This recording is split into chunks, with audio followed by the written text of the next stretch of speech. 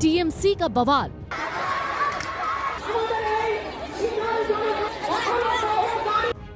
ममता की धमकी। चुनाव का स्ट्रैटेजी पूरा छीन के लिया, एक क्राइम है। पश्चिम बंगाल में चुनावी माहौल के बीच आईपैक दफ्तर पर ईडी की छापेमारी से सियासी घमासान मच गया है। ममता बनर्जी ने विरोध मार्च का ऐलान किया और टीएमसी के सभी सांसद पहुंच गए अमित शाह के दफ्तर के बाहर। एक एक करके पुलिस वालों ने उन्हें हटाने की कोशिश की, जिसके बाद कई तस्वीरें सामने आईं। ऐसे में सवाल ये है कि क्या ममता बनर्जी गिरफ्तार हो सकती हैं?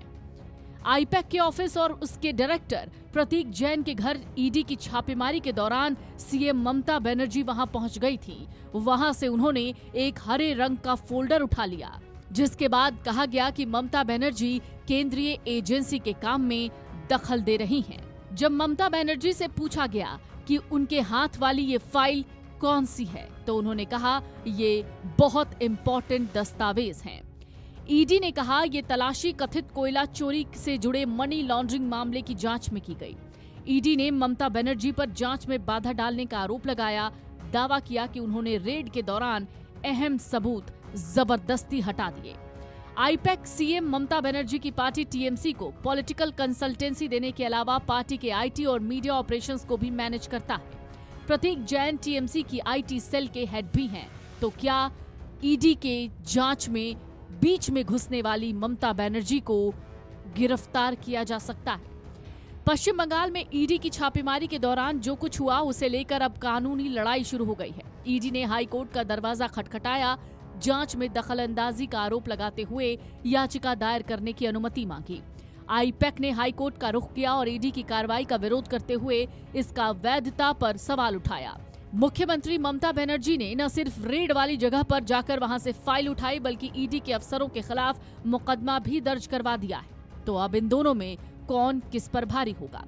कानून के जानकार कहते हैं इस पूरे मामले में ईडी का पलड़ा भारी है। कानून के जानकारों का कहना है ईडी के पास पीएमएलए की धारा यानी prevention of money laundering act की धारा 67 का कवच है। जानकार कहते हैं बंगाल पुलिस जब तक ये साबित नहीं कर देती कि ईडी अफसर ने अपने निजी फायदे के लिए कार्रवाई कथित रूप से फाइलों और दस्तावेजों की चोरी की, तब तक जांच के नाम पर दस्तावेज ले जाना, अपराध की श्रेणी में लाना लगभग नामुमकिन है। ईडी के किसी अफसर की गिरफ्तारी तो बहुत दूर की बात है, लेकिन अगर ईडी ये साबित कर दे कि मुख्यमंत्री फाइल लेकर छापेमारी वाली जगह से गई, वो जांच में कितनी अहम थी, तो ममता चुटकियों में गिरफ्तार हो जाएंगी। दिल्ली के पूर्व मुख्यमंत्री अरविंद केजरीवाल और पूर्व गृह मंत्री मनीष सिसोदिया इसके हालिया उदाहरण हैं। सुप्रीम कोर्ट में वकील हैं, वो कहते हैं कि मुख्यमंत्री होने की वजह से ममता बनर्जी को कोई संवैधानिक कवच या इम्यूनिटी नहीं मिली हुई है। संविधान सरकार के मुखिया या मंत्रियों को सदन में जरूर विशेषाधिकार देता है, लेकिन बाहर नहीं। ईडी ने गुरुवार को सॉल्ट लेक सेक्टर 5 में आईपैक का ऑफिस और लाउंडन स्ट्रीट पर प्रतीक जैन के घर पर छापा मारा। ये छापेमारी कथित कोयला चोरी घोटाले से जुड़े मनी लॉन्ड्रिंग के सिलसिले में हुई है। हालांकि ममता बनर्जी के रेड वाली जगह पर अचानक पहुंचने से सड़क पर पूरा ड्रामा दिखा। ममता बनर्जी दोपहर करीब 12 बजे आईपैक के को-फाउंडर और डायरेक्टर प्रतीक जैन के घर पहुंची, जिसके तुरंत बाद कोलकाता पुलिस कमिश्नर मनोज वर्मा भी वहां पहुंचे। वो अंदर करीब 20 से 25 मिनट तक रहीं और फिर हाथ में एक हरे रंग का फोल्डर लेकर बाहर आ गईं और ईडी अधिकारियों पर हद पार करने का आरोप लगाया। फिलहाल ममता ने विरोध मार्च की चेतावनी दी और टीएमसी के सभी सांसद पहुंच गए गृह मंत्री अमित शाह के दफ्तर के बाहर बवाल काटने। Video desk अमरउजाला.com।